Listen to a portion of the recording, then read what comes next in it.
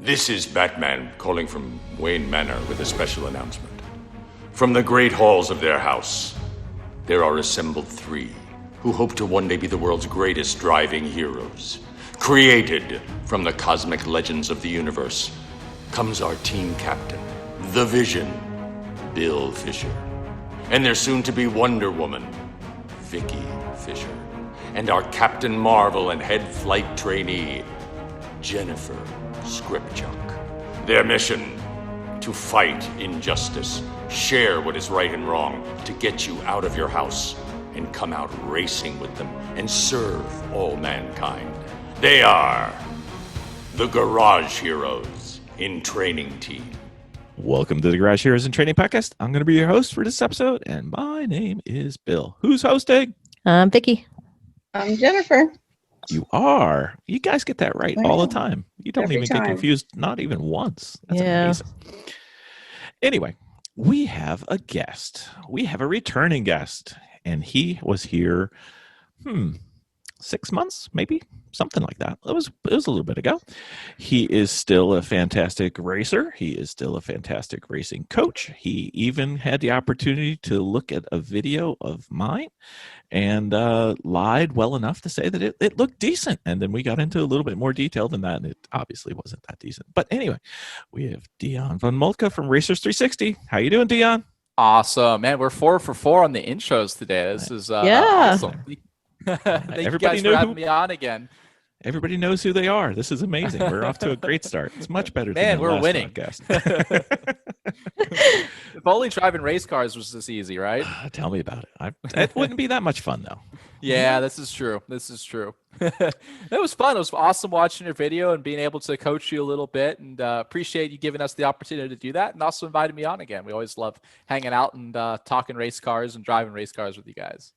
Well, we were talking, Dion and I were talking through email, and I was saying, yes, Vicky. I said, before we get into a little bit more, why don't we just refresh our audience on Dion a little bit? Okay, he was a singer from the 1950s. Oh, My mother really liked him. Oh, different. Oh, We've got an amazing voice. Amazing voice. Yes. Dion, tell us about you and your business. Yeah, so I am the founder of Racers360, or a co-founder, I should say. And essentially our goal when we created that was, how do we make the best coaches, or learning personally from the best coaches in the business, more affordable and more accessible? So my background is as an IMSA WeatherTech driver. I won the 24 Hours of Daytona. I've won the Sebring 12 Hours twice. And all during that time I was working as a coach. And when Audi brought me on as an official driver, I started doing more and more events at local amateur racing organizations. And while I love the emphasis of education and helping drivers learn, I thought that next level of coaching wasn't available. So I kind of retired from professional racing and set out to build a company to help that. And all of a sudden now we found ourselves, we've worked with over 1,000 race car drivers. We work with motorcycle riders, go-karters. We're starting to work with soccer players and volleyball players as well. So it's kind of taken on a full steam, and it's been a lot of fun. Nice. Awesome. Yeah. You happy? I am very happy now. Now everybody can relate to the earlier podcast. If you would like to go back and listen to our former podcast with Dion, he can go ahead and give you all the digs on the interviews that we had. But we're going to discuss. It was a lot of fun. Go listen to it. It was a fun time. It was a good time. It was a good time. I think it was like 56, but I'll check while we're talking. I can't. Was that 6 months ago? I would have said like 3.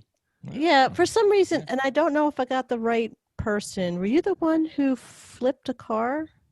I have not flipped, knock on wood. Okay, Somehow right. I've managed to. I've definitely crashed. I've crashed a lot. Because there was another person that was discussing coaching, and he, I think he was bringing a car onto set or something like that, and he rolled it. Oh, that was Zach.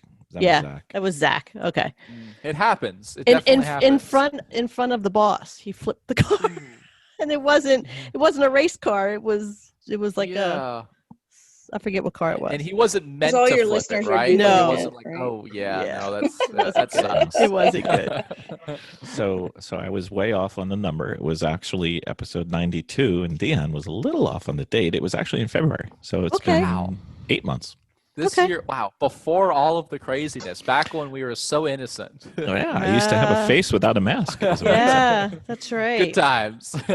Yeah, I want those times again. In the olden days, before COVID. The olden days. Now everybody walks around like they're trying to steal a locomotive, but whatever. Terrible. Okay. Yeah. So Dion's firm has a website, and they have lots of free stuff, which it's quite cool. And then they also have I think it's $99 a year or something like that. $100 a year. Yep. And then you get the stuff behind the wall, and that has even more fantastic things. It's got webinars and track reviews and turn reviews, and I'm still digesting it. I've been trying since almost There's the a beginning. lot in there. There's like over 100 content pieces. I think we're up to 60 track guides now, video track guides, all like 15 to 25 minutes long. Yep. I actually we found our first one we're going to that you don't have, which which one's that? NJMP Lightning. Oh yeah, we have Thunderbolt but not Lightning. Well, thanks for the heads up. We can add that for you. It's on our list for sure. No problem. We have a nickname for that track, but that's fine. We'll skip over that right now. And you don't want to tell the world? Everybody knows it. If you look at the track map, it looks. Yep. It's self-explanatory. Yeah. Did they do that on purpose? They had to. But they keep trying to fool everybody by flipping the track upside down. Yeah, no. And that's how they advertise it, but they're not fooling anybody. They're not. No. They're not. It's called the dong, people. Anyway. Yeah. But with exactly. Go look at the track map. Unless you're driving, do not look at the track map. You'll want a good laugh. Yeah. But within there, they've got this opportunity, which I was always looking forward to, and I always wanted to try it. And I believe it's $99 and coach. You can actually choose your coach and choose how fast you want it back for an additional fee, but you can go in there, send in a video or send in a link to a video for one lap, and you can get coaching critique from a professional racing driver, racing coach that Dion has on his staff. And I was always wondering, hey, what could I get out of this? The only problem was I kept messing up and not putting the cameras in my car properly or putting the wrong camera in and getting like everything inside and nothing outside. But finally, technology is hard. It is. It's right after numbers. It's get the GoPro working. So I finally pulled it off this time, and I didn't even pull it off the way I wanted to. Ended up using the video from a Garmin Catalyst, so it's only external to the car, no interior, so you couldn't see my hands or my feet. But with just that little bit of information and a lot of knowledge inside, he was able to basically digest do tell, Bill. everything it seemed that I was doing, and then gave feedback about the lap. And it was just fantastic, and it was like super fast and super friendly. And he said what I was doing well and what I wasn't doing well. The second part was much longer than the first part, but that's okay. But it was just fantastic. So we thought it would be good to review a little bit about the lap. We're not going to give it all away because Dion's, it's his stuff. And talk about what it was, and kind of go over where we were and how we were doing. And did I miss anything, Dion? No, I think you nailed it, and I'm super pumped to do this. And I'm excited that you kind of talked about everything that we offer. And while I'm obviously a big believer that content is great and you can learn through content, the ethos of our company is really coaching needs to be personalized. Like, we all do so many different things wrong and right, and we can be doing the same thing wrong, but we can be doing it wrong in subtly different ways. And how, depending on how you're doing something and how you're driving, in the car you're driving, the conditions you're driving, how you would coach to learn how to adapt to that needs to be changed. So we're really excited about the personalization of learning, personalization of coaching, while still keeping it affordable, making it super easy to access. So, I think there's always a question around, well, can't I just watch a YouTube video for that? And the honest answer, obviously I'm going to be biased here and I'll put my hands up and say that, but even without this company, honest answer is no. And funny enough, the vast majority of drivers that we work with that actually go to YouTube and try to self-learn actually end up doing more harm to their driving, because they oftentimes think, I am doing this one thing wrong. And probably much 8 out of 10 times, they're actually doing that right, but they're doing something else wrong they don't realize. So I'd be really interested to hear your feedback and your thoughts on before the video what you thought your major mistakes were, and if that changed after the video at all. Well, let's see. So apparently this podcast is going to go about 3 hours if we have to get into what I think I do wrong. So we'll try. So if you look at car driving, you look at I kind of break it down because that's what engineers do.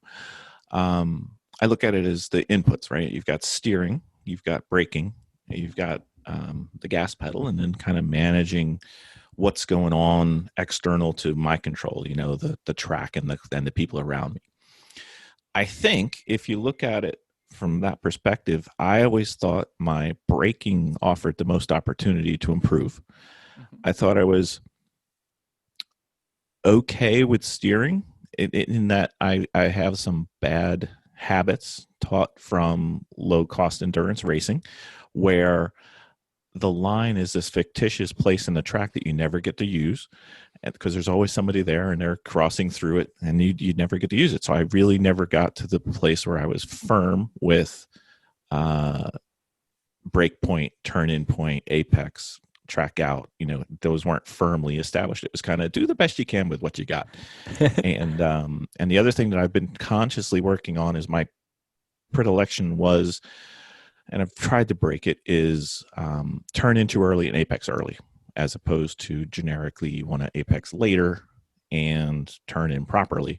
I tended to be, a little excited, so I turned in early, and it led to some excitement that I really wasn't thrilled about. So I tried breaking that, and it seemed like I had gotten to the point where I had broken it. So my eye vision was now doing it, and I was actually turning in late and apexing sometimes too late. Inherently making the turn sharper than it really needed to be, and Dion snagged me. So I'm still doing it, but at least it's consistent. So yeah, absolutely. No, I think you identified a ton of great things there, and I think your ability to really kind of compartmentalize and say, what are my inputs doing that affect the car? It's the key, right? And understanding what every input does. And I don't think you necessarily I always enjoy, I am not an engineer. I try not to go too technical into any explanation, but I think there's a basic level of physics that we all have to understand on weight transfer and how that affects the car balance. Just a very small amount. I don't want to intimidate anyone, but I think it's super important as a driver. Yeah, Vicky hates the part where she's like, "Oh, I've got to learn physics." So. Hey, you're preaching to the choir. There's so many people that to me overcomplicate the hell out of it, and it works for some. Like some people love looking at the, what's the friction circle. Mm-hmm. I use that occasionally for coaching, but quite often I think it's way too complicated. I think there's easier ways to visualize and explain things. So you're talking to, I'm pretty far on the opposite scale of an engineer mind, and the way I like to coach is less analytical, less engineering talk, but you always have to kind of adapt that to each person. Yeah. So just a bit of background. We've got the video of the raw lap posted on our YouTube account. It's Autobahn Country Club. We were on the South Course. It was the Sunday. I think I put in it started somewhere around 11 and a half minutes into the third session.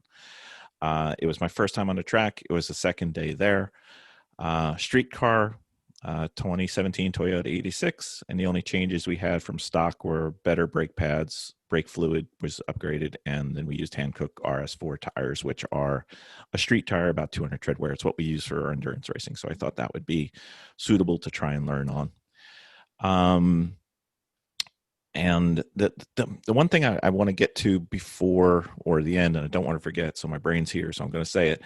The coaching that Dion's team provides, I think, is especially a great opportunity as you get better, because the population of people who can help someone who's better than me for sure, but better dwindles as you proceed to get higher and higher levels.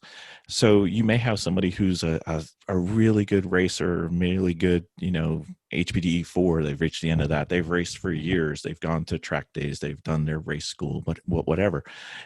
But just have the ability to get a second eye on your driving to tweak that little bit to start shaving those tenths or less than tenths in some cases as you get really, really good. I think this is a great way for those drivers to look and say, it's $100. If it helps me save a tenth, it's so much worth it. And I would add to that, on average, drivers are going a second a lap faster after one coaching session. Yeah, I think you would. Oh, the other thing, I did another. I gotta suck up to Dion a little bit more. If you want to, and you're at a race, right, and you go out for practice and you do your laps and you qualify, there's an option where you can pay for accelerated racing coach feedback, and you can actually get the feedback response before your race happens, and that would save you so much time just to and. It could be the difference between, podium and not. Yeah, just actually at the runoffs, we're working with about 5 or 6 different drivers. So you have the option. At the end of the day, you can upload your data, you can upload your video only, or video and data. And then, typically most of the time drivers are uploading 5 or 6 o'clock local time. As long as it's not ridiculously late, you'll get a coaching session back that night. Even if it's really late, you'll get it back early the next morning, typically before your first practice session. So super, super valuable. And I think it would be helpful just to kind of talk about what does the coaching session look like. And essentially, we take your video that you send in, we have a screen grab of it, which we can play at full speed. We can play frame by frame at slow speeds. And we have annotations. We have a web camera. So I would consider it still very engaging. Like, even though it's not a synchronous conversation, we're not talking live, it's a recording, that it's still very engaging. You can watch and rewatch it anytime. It's always on your dashboard. Do you think that kind of describes it well, Bill? It does. The nice thing is that you didn't just say, hey, you need to do this, and hey, you need to do that. You told why. That's not coaching, right? No, because coaching's really telling, hey, this is what we need to work on, and here's how we're going to do it. Right. And then you'd also give the why, which, if I don't have the why, I need to understand. Maybe it's the engineer in me, but I need to know why. You even went the extra step a couple times and said what the impact would be in terms of, you could have saved X amount of time, and some of those numbers were quite big, but that's okay.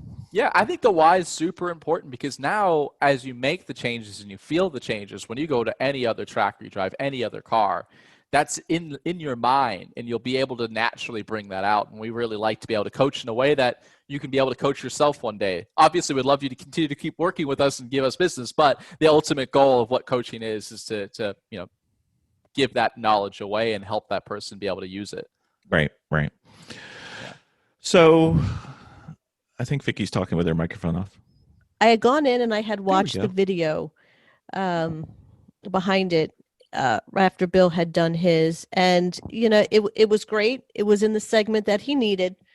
Dion, of course, he's right there. His face is right there on the video. She's chimed in and watching everything going on, and it was a very thorough, explained out what you needed to do in a very easy to understand way, which is awesome, because sometimes people get a little bit too technical, and you do add the technicals in there, but it's easy to understand the way he explains it out, so you can go back and then do it again. So I really enjoyed listening to it and watching it. So good job. Definitely. Well, I appreciate that. Thank you very much. So, Bill, did you have any questions? I think the cool thing now is this follow-up on a podcast on live air. We can kind of dig deeper into any of these points and maybe answer some questions if you wanted to do that. Oh, sure. So the things that stood out from the review were related to the turns that I knew I was having trouble with. The fun thing about this was this lap actually it's been the subject of A, I had the video, B, I had the new Garmin Catalyst going in car. You could hear it some of the time, chiming in and out. We probably should talk about that. Yeah, absolutely. And then it turned out that Eric from NASA Great Lakes he actually did a data review, and he chose to review this lap. So, nice. Of all the laps that I've ever done, this one has by far been the subject of the most criticism and critique. So, a lot of people in there. Eric's awesome. Hopefully. Yeah, absolutely. So I really wish I would have done better, but it was a well-driven lap, man. I like the fundamentals were great. Yeah, absolutely. So what were the main themes of it? Themes for me, I think, were you caught a couple times where I've overcompensated for my early turn in, early apex, and especially in turn 7, 8, 9, 9 to 10. You said you overdid it, and I actually cost myself time. Yeah, so anyone that knows Autobahn South Course, 910 is just like right, left, and the left leads on to a really long straightaway. So it's so often that we like hold it way right, set up all the way right out of 9 to make up for turn 10. And sometimes you can do too much of that. Like, yes, the important thing in that section is the exit out of turn 10, right? But if you have to slow down 20 miles an hour in turn 9 to make up 5 miles an hour on exit of turn 10, even with that long straightaway, at the end, cars tend to come together on speed. So you end up overcompensating, over slowing. And actually, interesting enough, we did a live coaching session with Johnny O'Connell. And he was coaching a driver on this course through that section live with all of our Racers Lounge members. And it was interesting. His coaching tip was, the opposite of what's often talked about. So like most people say, hey, you got to focus on slow corners, maximize your slow corners. And he was like, BS. Whenever I'm out there, the fast drivers are fast through fast corners, and that's where they make up their time. Now, I don't necessarily agree with his approach 100%, but there's some truth to that. And when you can roll in a little bit more speed through turn 9, you still sacrifice a little bit, but on aggregate, you're because of the nature of turn 10, you can still turn in from 3/4 of the way back to the right-hand side, and you could be 5-10 miles an hour faster and not lose it all through turn 10. So it's a bit of an interesting corner. Like, your approach was probably the way I would start off a weekend, but then I would feel like, oh my gosh, this is so slow. Let me roll in and try and adapt and see where that kind of happy medium is. Right. So I think that was a what I would call a track turn specific, but it could be applied at other places. I think the feedback you gave me on turn 1 was useful to me, not only at Autobahn, but at other tracks, and kind of stimulates the thing that I knew I wasn't doing quite right, but you also went into what you can do and how you should do it and how you should approach it and how you can use this elsewhere. So that was nice. That was fantastic. The working the corner backwards, right? Yes, exactly. Yeah, that's a big one. That's a big one for sure. It's so important for your eyes, to everyone talks about eyes up, and I don't think you can really have eyes up if you don't know exactly like when and where you should be looking. And I like to work backwards in the corner. And it's interesting. One of our coaches on the motorbike side actually calls it the first reference point and exit apex point. That sounds really weird to say, right? But essentially what he's saying is on exit, your reference point for your vision needs to be a specific point, like your apex point. So I think that's a really cool way to think about it. There's a lot more behind that and how you set things up. But first, knowing, exit isn't just some broad range thing. It's also a point when you're identifying and when to pick your vision up there. I always like to say not eyes up, but your eyes need to be hunting for the next spot. There's a lot, there's a lot to unpack behind that, but it sets you up to be hopefully better and more consistent. It does. It definitely does. And that was the other thing I work on, and I forgot to mention earlier. I'm trying to get my vision to be more prescriptive, almost not repetitive, but kind of make sure I hit these spots at these times. Drawing lines almost. Yeah, almost. And kind of having a pattern that I kind of circulate around and then, see as much as I can and then stay my vision. As I get better and relax a little bit, it widens. So that's always the relaxing's huge. And I can tell you one thing. I mean, we're all working on that. Like I can't tell you how many times I talk to myself out there, especially in like the Sebring 12-hour where you're out there, it's middle of the day, all of a sudden it's hot out, you just hopped in the car and you have like cars barreling down on you and you're just trying to warm up. How many times I have to tell myself, take a breath, relax the hands, wear your eyes, like, just like relax, like that. You're always going to be working on that. Mm-hmm. Yeah. And then the other one that stuck out was 10, 11, 12, 13. Is that the last two? The double right-handers. It's either 13, 14 or 12, 13. Yeah, it's one of those. I think it's 13, 14. I think the could be right left at the end of the straightaway is 11, 12. So I think it's 13, 14. Yeah, it's some tracks. You know how they make a turn into two numbers. I'm like, but it's one turn. But anyway, so that one I understood what you said, and I usually do exactly what you said, but we had been, this was my first time in HPDE 3, and the instructor, Robin, was saying, hey, I'd rather see you out there 100% committed to a bad line than underdriving the perfect line. He said, push a little bit and try and get your speed up. And I said, okay. So what I was doing was I was trying to do both, but if I blew it like I did on that lap you saw, it was because I had carried more speed earlier, which affected the way I went through. So I tried to adjust as my speeds keep creeping upwards, hopefully.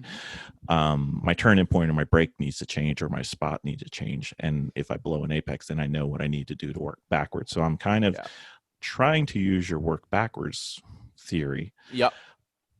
But also looking at it backwards from my last lap, because I'm not at the point where you are, or some of your friends who work with you are, where your laps are all, you're reaching the end of the, and your laps don't really change. Your entry speed is not going to move by 5 miles an hour, where mine still can. It's not fair to compare someone like we've got thousands and thousands of reps, right? And that's just a repetition thing.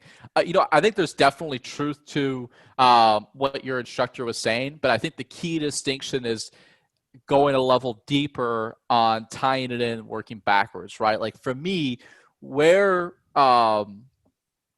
risk increases in the sport is when people are trying to go faster without a plan. Mm-hmm. So as long as you have a plan and you are executing on that plan and you try to roll at a little bit more entry speed and you miss the apex, that's awesome. Mm-hmm. Like that's a good thing then. Right. Well, the one turn I was being very cautious of was, I believe it's turn 3 with the $1 million wall. So I was I was trying not to add to that. So everybody was making fun when they looked at my lap. They're like, "Why were you so far off?" I'm like, "Because I didn't want to go really far off the wrong way." It's good to know. Like nobody likes to talk about crashes and have that in mind. But as we're all learning, it's good to know which corners I can push and are low risk corners. So if I make a mistake, who the hell cares? And which corners I really don't want to make a mistake on. I've got no problem at all with being more conservative in the higher risk corners as we're learning and starting out. Yep. Like the turn coming onto the front straightaway at Watkins Glen. Yep. I want to be good. Turn 12 at Road Atlanta. I want to be good. Yep. But if you want to get a little early to throttle, just light on the brakes, no issue with it there. But, if most corners at Watkins Glen, there's not really a low-risk corner around there. True. Maybe turn 8, maybe the toe of the boot a little bit. But it's a tough racetrack to really find the limit at.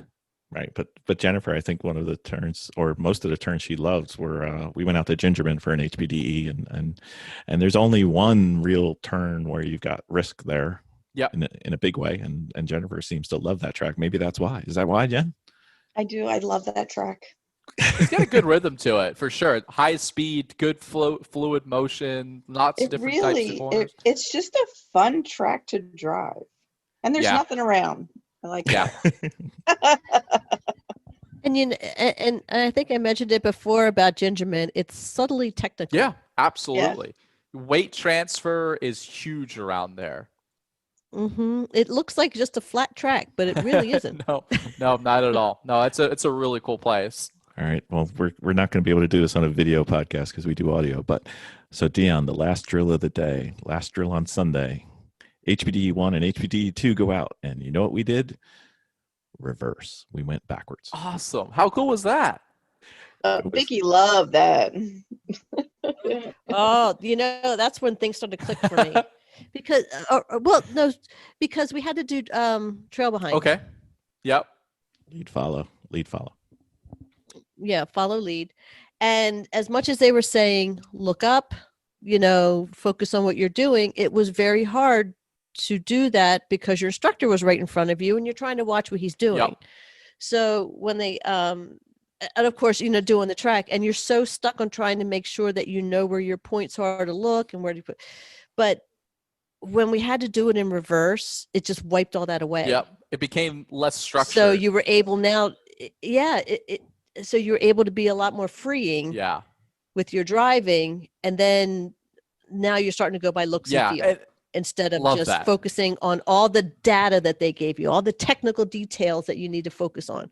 Yeah, especially at HPDE days, I feel like they way overdo that. I feel like you can drastically reduce the amount of information and really give drivers 1 or 2 points, and they'll be fine, and it'll be actually a better learning experience. But there's some organizations that do it great. There's some that way overdo it, and I wish they would reduce the amount of information out there.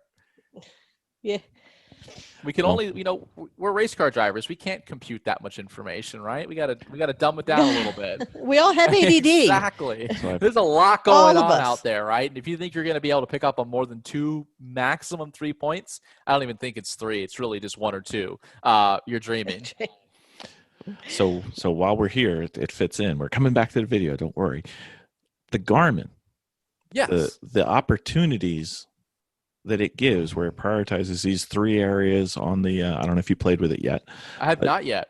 Okay, so it does it's got the telemetry aspect, and it's also got the video, and it integrates the 2. And then after 2 laps, it can, if you set it, to start talking to you, to actually do like pseudo right seat coach, where it'll say push, take a later apex, apply brake sooner, apply brake harder, whatever. But relative to what you've done already. So it's not pushing you outside of your capability. So it's kind of nudging you forward. Yep. But then at the end of the session, you can click on it, and there's this button called opportunities, and it'll prioritize 3 areas on the track and show you what you're doing, where you could go and improve, whether it be braking, line, apex, what have you. And it'll also show you from the video what you should see out of your window. And it says the impact, like if you did this in turn, the turns that we covered earlier were the same turns that the Garmin said you need to work on, Bill. Nice. And what did you think about the actual feedback they gave? It was good because the combination of the real time just ahead of the turn I'm going into, on the next right turn, brake a little harder. It would give it to you in time so you could respond to it, and it helped you learn the track, because I'm still not, let's see, it's 4 20-minute sessions approximately. Yeah. 2 days. I'm still not fully fluent in Autobahn, but it would kind of give you a reminder or a hint or what you could do to be better. And then the opportunities at the end of each session, it would say, if you did this, you would save 0.62 seconds off of this turn. And I was able to shave a significant amount of time off of my laps using that, plus the instruction. So I thought it was good. Yeah. I think, look, I haven't used it yet. It's a really interesting platform, but I think they're going to struggle for drivers that have experience at a track, that know the track. Yes. And for me, the only thing I wish they would do is fix their optimal line. I've seen a lot of images where that's just been way off. But that'll happen right with the software updates. I think that's really powerful for them to be able to update the software to get better over time. I think that's extraordinary. The fact that they make it super easy to look at your video, to look at your data, is awesome. I think that's a game changer. The coaching points are super, super interesting. I just wish they had a little bit better of the why, the how, that type of stuff.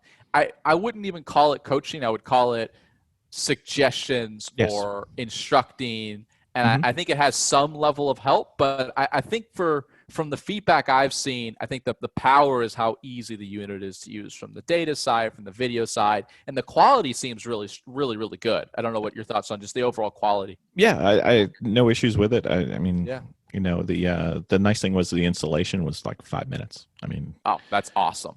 We need more of that in this sport. Exactly. Don't make things more hard. It's hard enough. There's a reason why you didn't get any videos sooner than this, Dion. And, I know we've been the GoPros with the turning on, off, the whitewash of inside the car. It honestly, as a company perspective in motorsports, it's our number one issue. Is just upload a video can be tough. Getting video can be tough. It's the easier that gets, the better that we're going to do, and the more focus of coaching, I think, is a really important note. There's a weird culture in our sport where coaching isn't the norm, and there's a lot of people that crash and get hurt because of that. Because I've got to tell you, we do a lot of crash analysis now, and 95% of the crash analysis could have easily been fixed with just some subtle changes ahead of time on driving.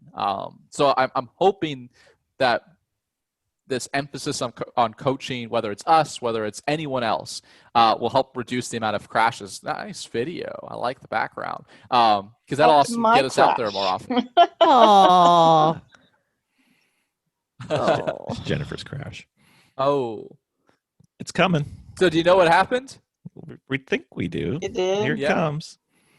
Yep, there it goes. Boom. Oh, that thing looked like it snapped hard on you. All of a sudden it's going right. Just right. Not exiting. So anyway, we can leave that up for a little bit. Not fun. Yep. So. Oh man, not fun at all. So it's part of the sport, unfortunately. We don't have in-car because we couldn't get our GoPros to work. But whatever. See if I can see it here. Oh, it just disappears every time. Nope, it comes I was trying to look. Yeah. So we're thinking that right there on that turn, there's a divot, a bump, and we think she might have lifted. I gotta watch it one more time, see if I can see anything that may be helpful. But there's definitely a big divot there before the apex that can really catch out a car. Yeah, coming around. The IMSA race here was really cool to watch. Yeah. So let's see. Goes over the hill and then. It's gone way early. Yeah, I mean, you can't see enough, right? But it definitely looked like it started to flat slide, and you just were late to catch it, or when you caught it, you didn't correct back enough fast enough, and it really hooked hard to the other side. Yeah. That's what it kind of looks like, right? Because when the car starts to slide, and it's a spring, it's on spring, so it's so much pent-up energy that the second you catch it, you've got to be really quick to counter steer, and it looked like we just weren't quick enough to counter steer, and it really just unloaded, snapped back. That's kind of what it looks like. But I mean, you'd be rattling your hands like subtle movements like this, trying to keep. Well, interesting enough. So I've got a video on Racers360. If you type in like my last name von Moltke VIR, I had a pole lap from VIR, and there's a moment there out of 5A through the S's. And I've never had a car snap in the middle of there. But in qualifying, it came down off a curb, and that car snapped hard. And you can kind of see my hands. It's an aggressive counter steer. And I think that's one area where people go wrong is if you're going to counter steer, you've got to put steering in. Like, we're so used to, like, slow hands, not much steering input. When that car snaps, you've got to be really, aggressive. But then what you'll see is the only reason I was able to save the car, and I got really lucky to be completely candid, is I was ready for that pause and snap back the other way. So you kind of save. There's a moment where it pauses and it starts to unload. And as soon as it starts to unload, bam, I've got to be really quick the other direction with my hand. So it's not lots of really subtle movements once the car starts to snap. When it starts to snap, it's bam, get the thing saved, and then as it pauses, it's going to come back the other way. You've got to be really quick to flip your hands back to save that. And then once it does kind of one tail wag, two tail wags, then it typically starts to settle down a little bit, and then that sort of makes sense. Yes, it does. It really does. We just, when we have issues and we can practice this, there won't be walls nearby. Yeah. Walls suck, walls, and they tell you there's a lot of walls where we were. Yeah. Lots of walls. It's not the greatest club racing track. It looks like a lot of fun, but from a risk reward standpoint, you can't really make many mistakes there. It was still fun. No. Really. Most Rovals, that's true for, though. I'll do it again. Yeah. I gave Jennifer. She's saying, I'd do it again. That's the mentality you need. Yep. Yeah. I think she's got the bug, Dion. I think it's fully in there. It's awesome. Yeah. Yeah. So I had one person look at it who can't be on the podcast because priorities. He's his wife. We need to have a talk with him. Where was his wife's giving birth? More important than the podcast? Come on now. His wife's giving birth to a kid. I mean, he's got one already. How many times do you need to do this? Hopefully has years and years and years of time with that kid. Exactly. The kid's not going anywhere. What's going on? Congratulations, Ben. So let's call him, I don't know. What do you think? Ben? We'll call him Ben. It's a good name. Good. That's right. Congrats. Absolutely. Right. Very cool. So his first comment, because I said, what did you get out of it, even though you were not the driver in the video? And he says he was struck by how detailed the feedback and advice was. The idea of having space and time in a setting like this to break down exactly what's happening in a lap versus optimal speed and placement. I like that his feedback is very matter of fact. So awesome. Yeah. And look, that's awesome feedback. I appreciate that. And look, we're big believers.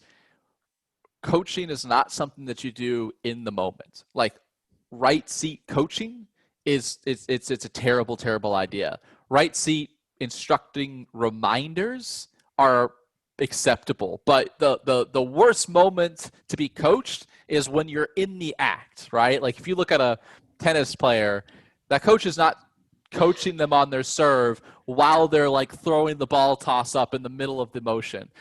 So that's a big belief that we've got. And we've run across that.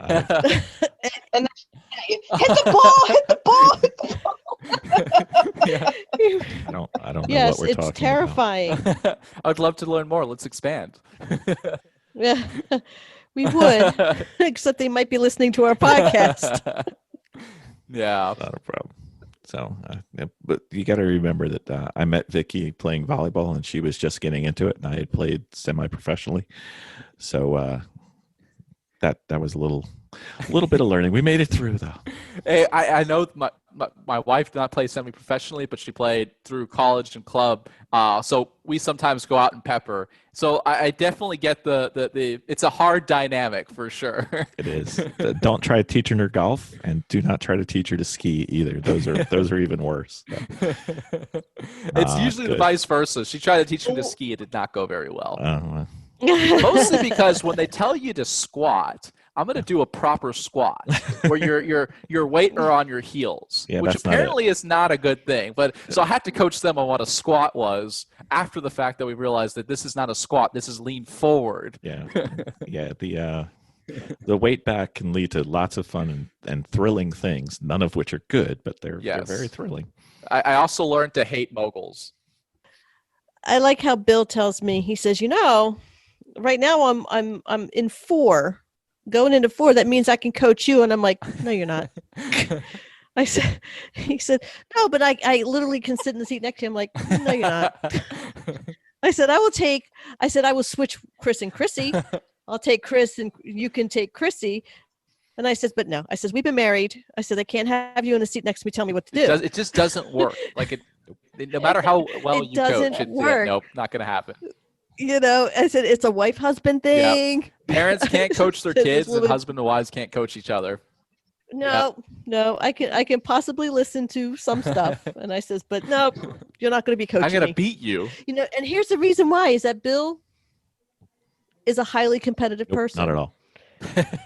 So, but I am not an overly competitive person. So it's like, Bill's like, well, I'm going to go on a diet. Why don't we make it a competitive thing? I'm like, because I'm doing fine. But and I don't want the challenge. I don't want it to be a challenge. I want it to be an easy learning experience. Yep, I get that for sure. So, hey, we're all different in that regard, right? Like, why we're learning, why are we seeking coaching, why are we doing this? Like, I know myself, no matter what I'm doing, I'm competing at it. It's a character flaw, but I've got to compete. But I know that's not everyone. So trying to adapt how we go about things it's tough, right? But you got to do it. Yeah. Right. So if you're a racer in training and you need to do some weight loss, there's this garage heroes in training at gmail.com, and we will set something up. And love it. Hey, how can we promote that from our channels too? We'll send it over. Let's do it. We'll do it. I think physical aspect is a very big part of this sport. It's physical in there, right? It is, especially as the we were doing well until COVID hit. Yeah, it kind of screwed all of us off our normal routines, right? I don't remember normal. No, in the olden days. When was the last I would call normal year? I feel like 2013, 2014. Maybe. I feel like we have a normal year in years. Yeah, I don't know what that is anymore. I remember February of 1996 when I first met Vicky. Oh wait, sorry. Oh. Look at those brownie points just being added. Yes. When you have the chance, you take it, Dion. He's a very I'm learning. I'm taking notes. You're doing the coaching. No worries. Bill's a very good volleyball coach. Yep. I don't. When you're the shape of the ball, it's easy. Yes. Yeah. All right. Yes, so let's reel it back. So anyway, Bill, what did you learn from this whole experience? Well, I liked the preciseness of what he was giving me to work on. And it wasn't just, this would have helped that lap. It was stuff that would apply to future laps, and future laps not at Autobahn. So it gave me several things to look at in future track days. Even some of which I'm going to try to use on the sim as soon as I can get Mia to stop playing with it. We'll work on that, but whatever. And then there were several things where he gave some concepts that weren't natural to my, I don't know if you want to call it a driving style yet, but you have a style? No, but I said I don't know if you want to call it a style, but it. Wait a minute, you have style? It's a beautiful style. Not if you've seen my wardrobe, which you have. So, no, I still don't understand. Your take on style. I don't understand why black and blue don't match, but whatever. Okay. You look like a bruise. They start with BL. They've got to match anyway. Okay. Then you also went over why it matters and the impacts on not only my driving speed and time, but the impact on, in one case, it was a safety thing where it's like, if you do this, it could lead to this, and this would be bad. So, the degree or it's Racers360, so we're going to use this analogy. The 360 degrees in which he approaches these things, it gives what a you marketing talk. I'm trying here. I'm working for you, Dion. Here, I'm going to get you one subscriber. It's going to kill me, but it gave you, even if it was something you knew you needed to work on, it gave you a perspective on what you were working on and why. And helped it become, especially sometimes you're good at certain things and you're not so naturally good at something else. And it gave you a way to get towards something that wasn't a natural part of my driving yet. So hopefully we'll see. What do you think was your biggest surprise from his analysis?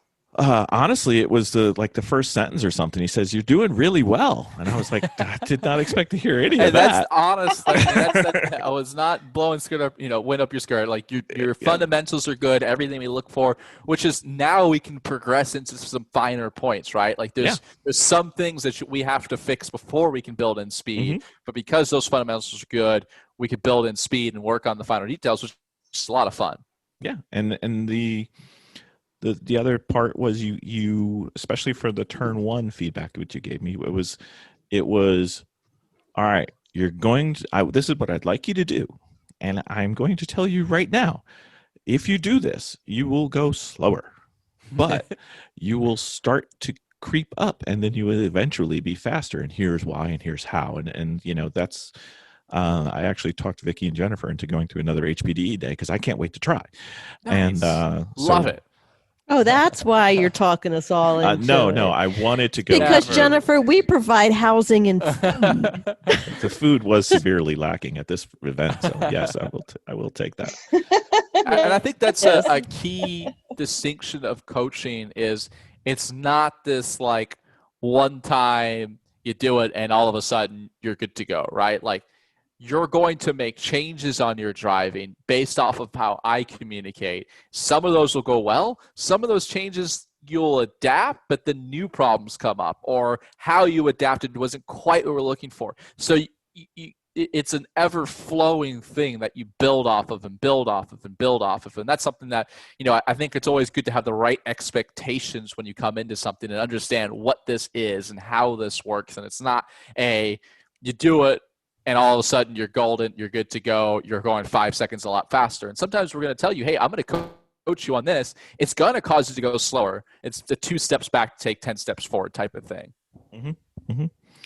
And, the thing that I'm excited about and looking forward to is it gives me something that I can do after I leave the track that'll help me get better for the next time I go to the track. And I'm going to use this kind of like as a building library. Granted, it only has 1 volume right now, but I've got 1 video.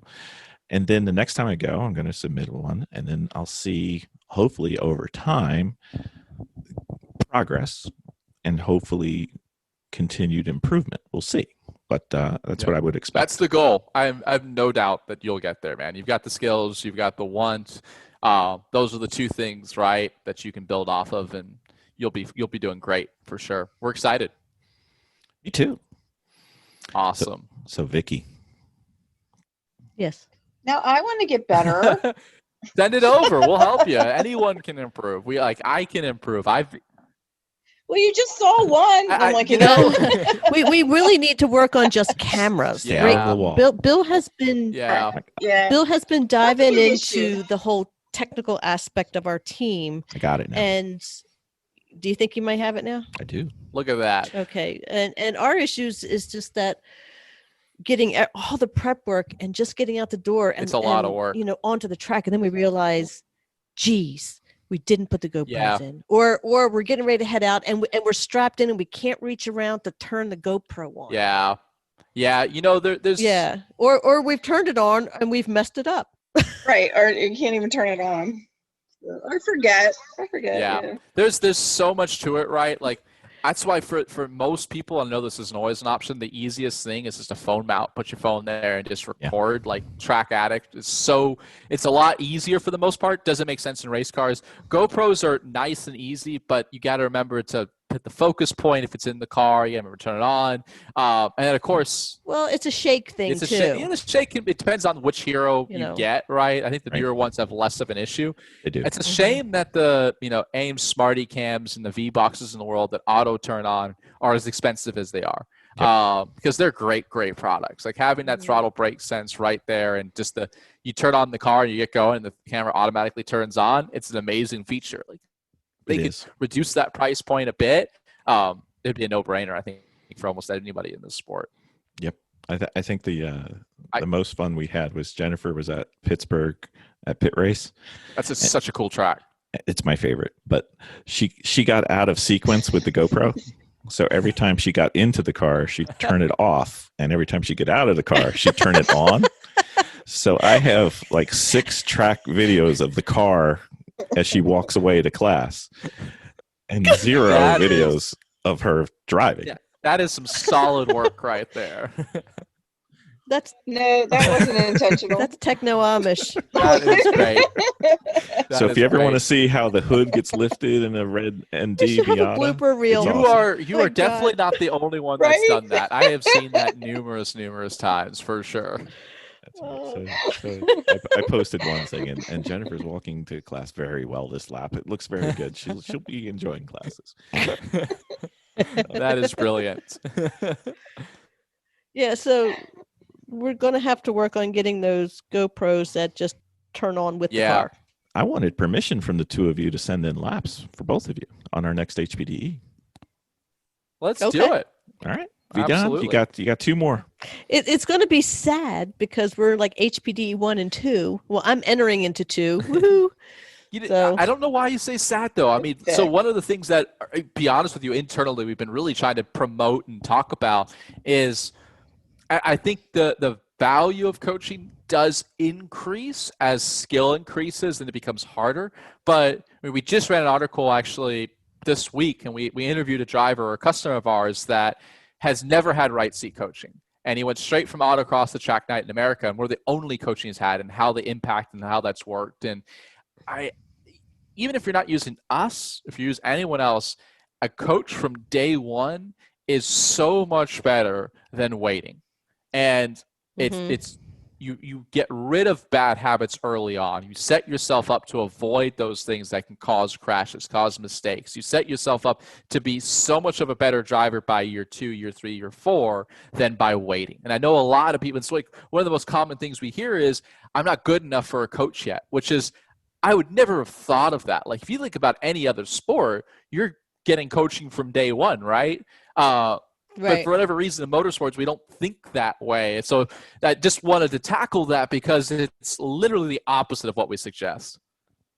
Okay. So I like that idea. So this reminds me of the last time we went out. We had somebody talking to us, and they were saying how they were going to get into racing, and and I was like, oh, that would be great because we're trying to get people into our sport, and we have a podcast for it. And he's like, well, I already know how to do it because I drive all the time for my job, and I've got over 1 million miles, and I'm sitting there going, oh my God, I was dying. Yeah. He actually gave me the side look, and I'm like, yeah, that's going to be an interesting first day when they get out there. Yeah, I'm like, it's a little different on the track. Those are the drivers we want to stay away from on the racetrack. Great guy. Hope he does start, but absolutely get out there, and hopefully he doesn't learn the hard way that can really come back to bite you. Yeah. I mean, we're dumb enough to go out to a race without doing an HPD and coaching. You don't have to. Right, Jen? Oh, man. Yeah, I knew nothing. Right. You just got to jump 2 feet in. She learned. That's right. What's a line? There's a line? What do you mean there's a line? I know. That is great. My big joke was always, we were worried about going to Road Atlanta for the first time. It was like our 4th race, maybe something like that.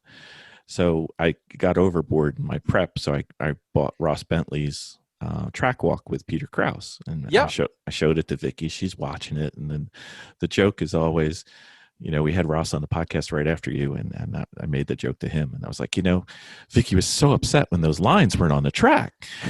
She was all ready for it. And oh, stop! That is awesome, Gran Turismo style, right? No, what I did say was that I kept hearing about this line, and when we would do the track walks at the events that we were going, a whole team of us were going out there, and one of the people that was we were racing with, our sister team, and he was also a coach. He was explaining this line, and as you're walking it, you really don't see it. Not until you've done it a lot. But you can experience what the elevations are and stuff like that. So we're everybody's kind of got their drinks out there and taking the walk, and I couldn't understand what they meant by this line. Like I knew there was a line. I didn't understand it until the Ross Bentley track. Is that what it was? Track walk. Yeah. Right, because they actually drew it out, and in the video they were driving this line, and I'm like, what is it? Oh, that is brilliant. Now I understand. That was a huge aha moment for me in one of my first years. That was your first year. Now I understand. It's funny. It's like it's so easy to overlook that. When we started, right? Yeah. Go ahead, Jen.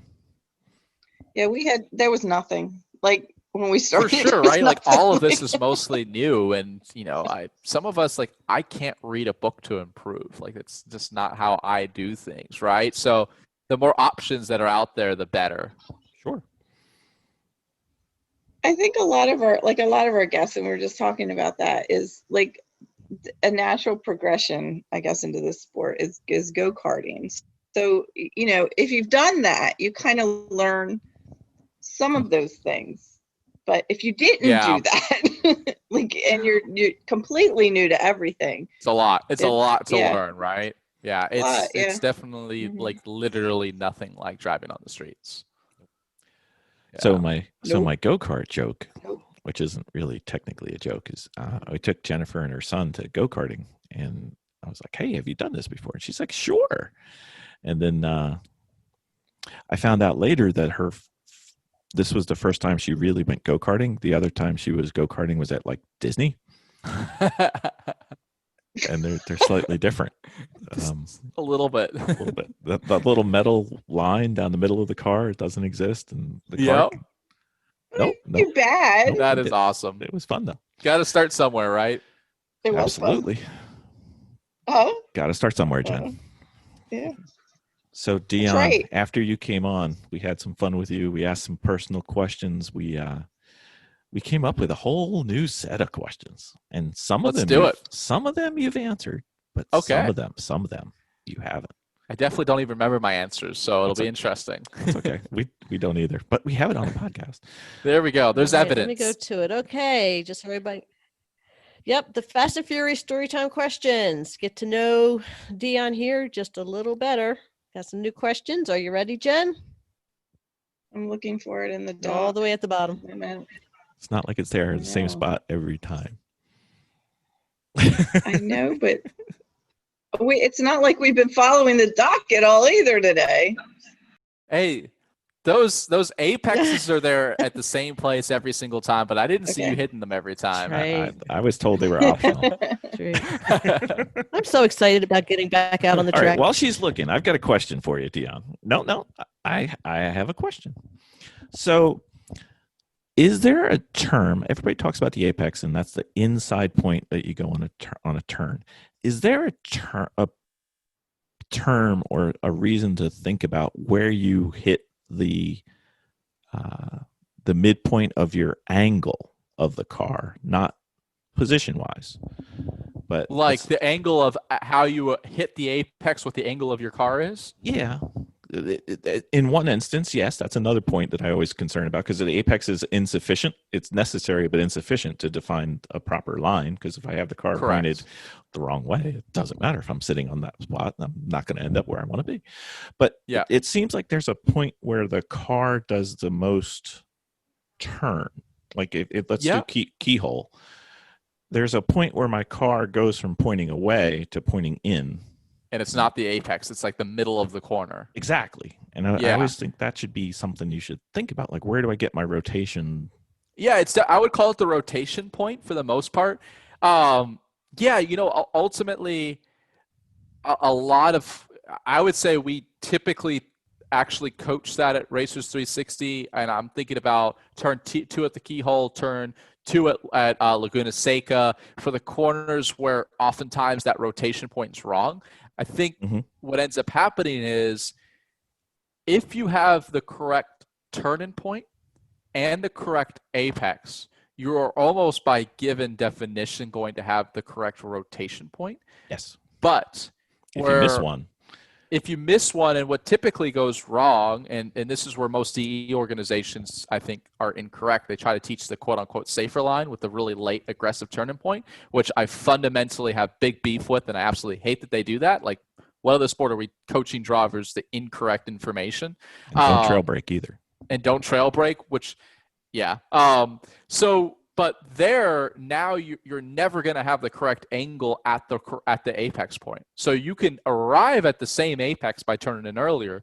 And I think it's harder for drivers to learn where is the correct rotation point than this is the correct turning point and this is the correct apex point. Because I think that'll naturally give them the right angle, I think. But I'm still learning as well on how to coach this, right?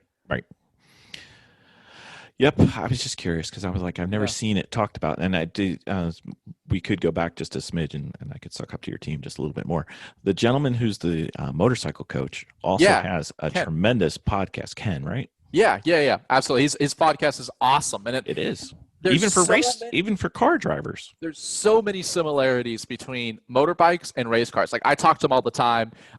He's a tremendous coach. And essentially, if you hear the word tip in, which is where the bikes start to tip in, just replace that with turn in. And like literally almost everything else is the same. But I think he approaches it differently than what I've been exposed to. And sometimes in terms of how he communicates? Right. And sometimes you need to hear something. There's two things you need to do. You need to hear it at the right time, which is why I listen to Ross Bentley's podcast multiple times, because sometimes I'm not ready. Absolutely. And then you need to hear it in the right way so that it clicks. And he's done a couple where it never clicked until he said it in his way.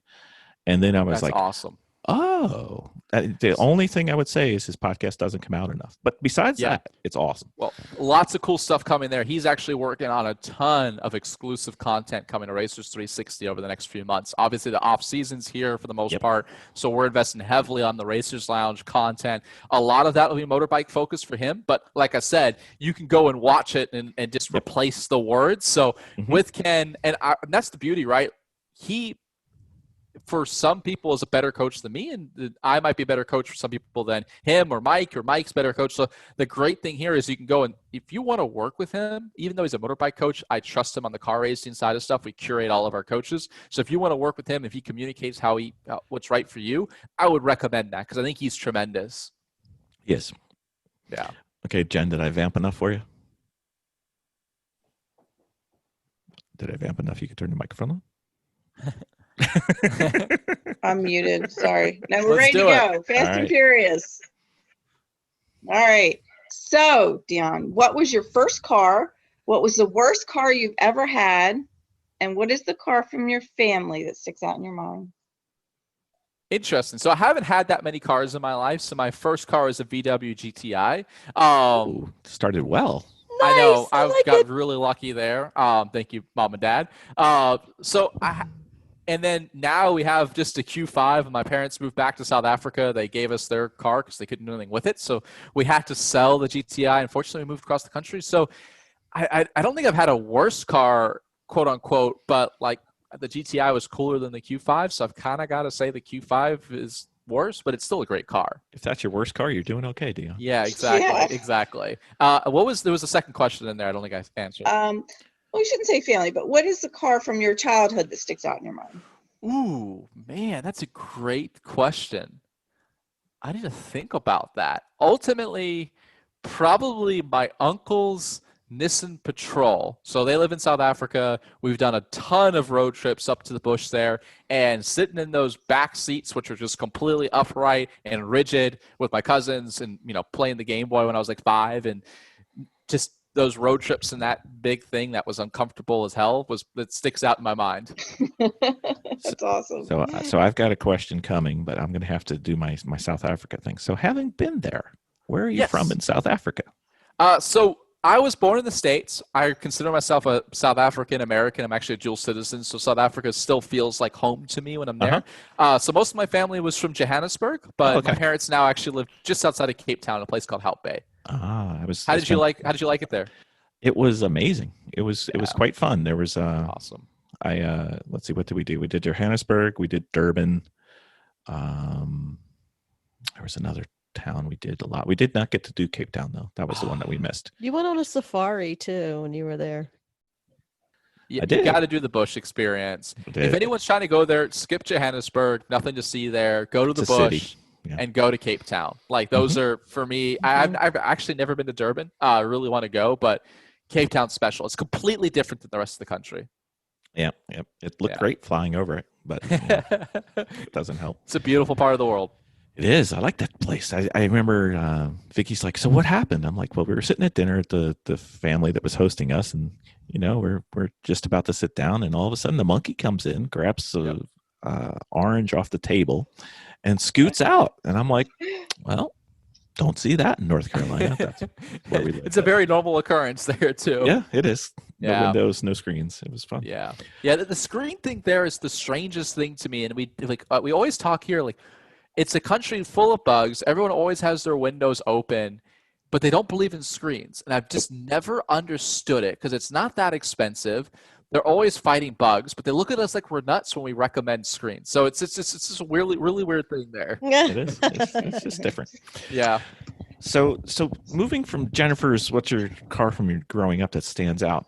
Usually there's like this Taproot car podcast we listen to uses it. So it's the car that got you into cars. It could be your uncle's car. It could be the neighbor's car. It could be a guy down the street had a 911. It could be, what's the car that got Dion to be a car guy? It could be a Hot Wheel. It could be a Hot Wheel.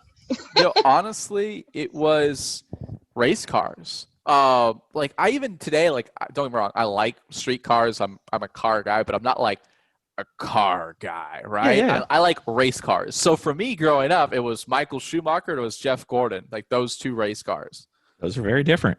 Very different. Very, very different, for sure. I'm sure there's a couple races where Jeff would have liked Michael's car a whole lot. I'm not sure Michael would have liked Jeff's car at all. Maybe towards the end of Michael's career at the Mercedes days where they weren't doing that well, maybe vice versa. Yeah. I think the BOP was slightly in Michael's favor, but yeah, okay. Definitely. I would have taken the Formula One car hands down any day of the week. There was definitely a phase where I kind of dropped out caring about NASCAR and liking NASCAR. Mm-hmm. I'm back into it now. Now I think it's tremendous, and the drivers are tremendous. But yeah, it was both of those. All right. So, what is the fastest you've ever driven a car? What car? Where? And how when? Annoying is this? 199.7 miles an hour. Oh wow! You missed it. Your mom is gonna beat you. I was like, can we just take one click of rear wing out of it and just give it to me? Come on now. That was the Doran Daytona prototype with the Dallara body on it. It was kind of a weird concoction back in 2010, 2011, somewhere around there. Oh my goodness! Around Daytona. Wow. Well, yeah. Wow. It's hard. It's hard to have your fastest you've ever driven be on a track. It's smart. But it's hard because I have not driven a car on any street car that can go above that. That's been mine. Right. Yeah. Well, that's a speed where there's not a whole lot to choose from. But yeah. Because most of the tracks we go to, you're at least in the cars we're in, you're lucky to hit 130 on the track. Yeah. So. Even Daytona, I think it would be street car 155, 160, maybe. Yeah. Maybe. It's gonna be tough to get there. I mean, Road Atlanta is the fastest. Yeah, just straight away for us, or VIR. We haven't been there yet, but we want to. Oh, you gotta go. Gotta go. No, if I keep saying it, we're on the list. It's Watkins Glen, Road Atlanta, VIR, Road America. Those are the kind of golden four, and then Mosport in Canada. I didn't hear pit. I didn't hear pit race in there. Don't get me wrong, pit race is awesome, right? But there's this extra element of the history, the feel of it for sure. Yep. There's Thunder. I love Thunder Hill, but I wouldn't put it on that list. Sure. Yeah. There's more to it when you get to that level. Yeah. All right, Dion. This one may be a problem for you. May not be a problem. So we're working on slowly but surely. We're working on winning the lottery. So we're gonna have a desert island. Love it. It's got a track and everything you would ever need, but we want to make sure that you, as our guest, has the 5 cars that you want to be on this island. Now they can be road cars, they can be go-karts, they could be Spec Miata, they could be race cars, especially for you. They could be anything you want. You get to choose 5 cars. We won the lottery. Don't feel like you're imposing. We're inviting you to our island. What do you want to have there, Dion? Interesting. So I'm going to make some assumptions here. We won the lottery. We have an island. We've got people that bring us food and drinks. We don't need cars to go places. Nope. We're cool. So let's see here. So, but if you want to bring a taco truck, you can. Honestly, if the chef comes with a taco truck, there's that and the Cuban Cubano trucks as well. I don't know if you guys ever saw the movie Chef. Yep. Yes. Can I have that? I don't know if we can get. I don't know if we can get the chef to be there. He's kind of busy making the Mandalorian right now. Yeah, exactly. Right. Well, I'm an island Mandalorian. All right. So it probably. Let's see here. I wouldn't mind Lewis Hamilton's car from this year. That looks like fun to drive. You could struggle through with that. What's that? You could struggle through with that car? I could struggle through that. Maybe the 2003 Michael Schumacher car, right? When he was just dominating one of those cars in that era. I'm not too picky, right? Just give me one of the World Championship cars. Yeah. Okay.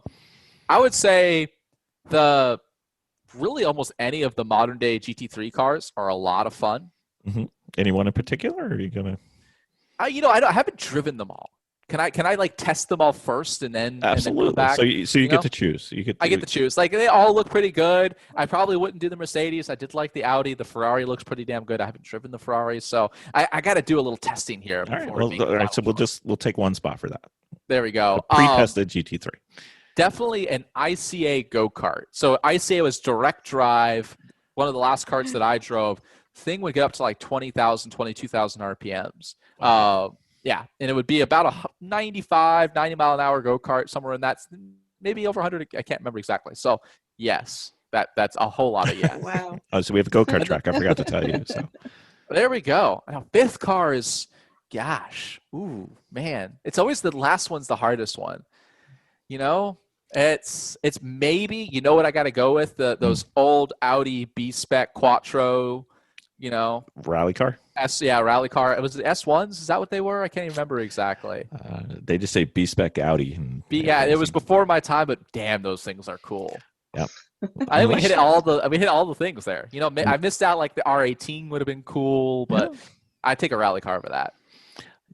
So do you know what the people who are smoking to be standing right on the edge of those courses when they're going by, like back in those days? I'm like, you can't pay me enough to do that. But I get nervous watching the Tour de France and people there with cyclists. So exactly. Yeah. Crazy. All right, I'm up. Yep, you are. So if you can only drive and race cars from one decade in the past, what decade would you choose? The most modern decade. Okay.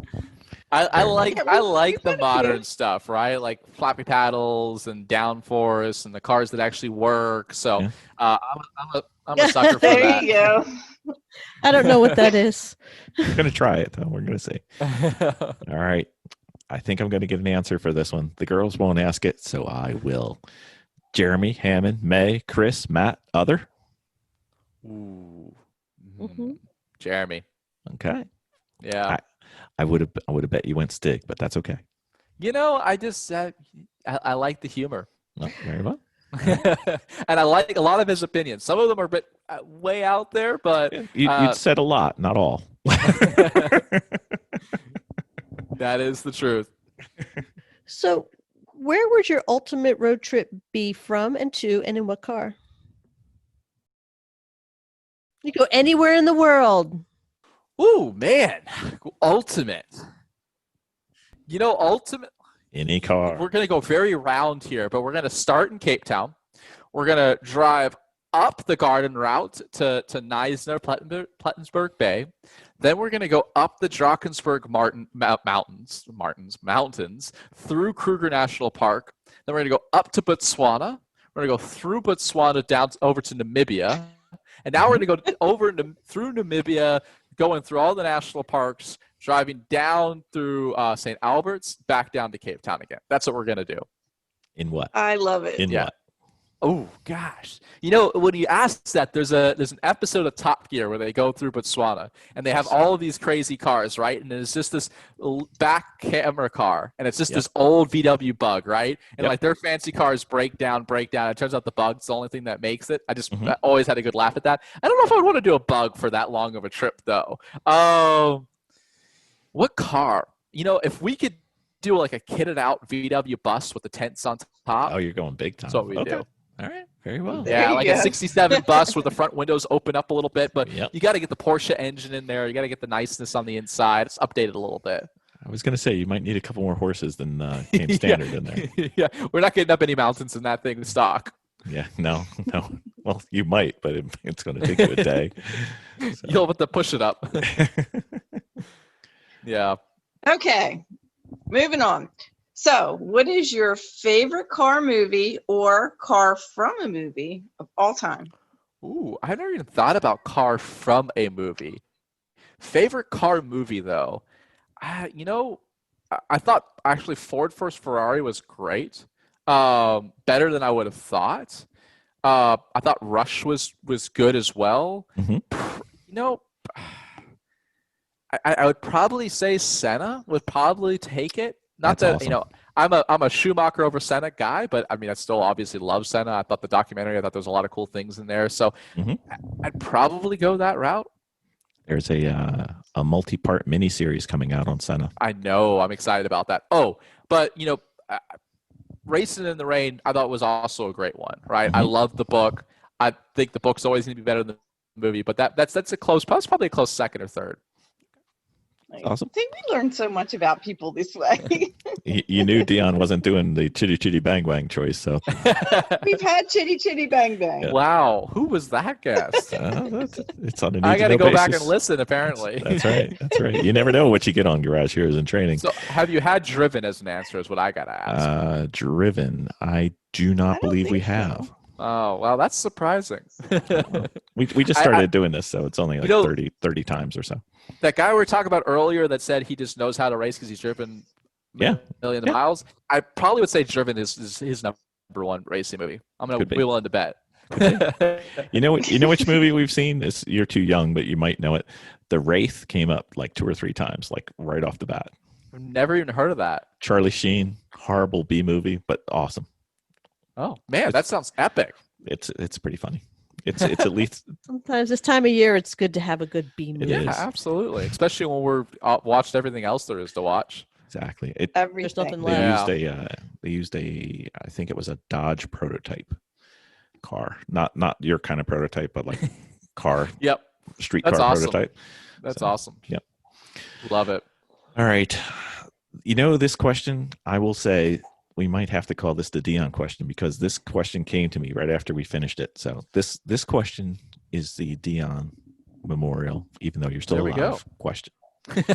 Pre-memorial. That's right. Pre-memorial. What car would you love to switch into that you currently raced or raced in the past against, and at what track? When you say switched into, you can take that driver, grab him by his head, pick him up, move him out, and you sit down. So but I have to have raced against them. Yes, the car that you wanted to get into. Got it. Nothing against your car that you were in. Nothing against your sponsors. Nothing against it. But you just want to see what that car was. Yeah, honestly, so there, it kind of depends, right? Like, there's some just from the coolness factor, right? Like, sure.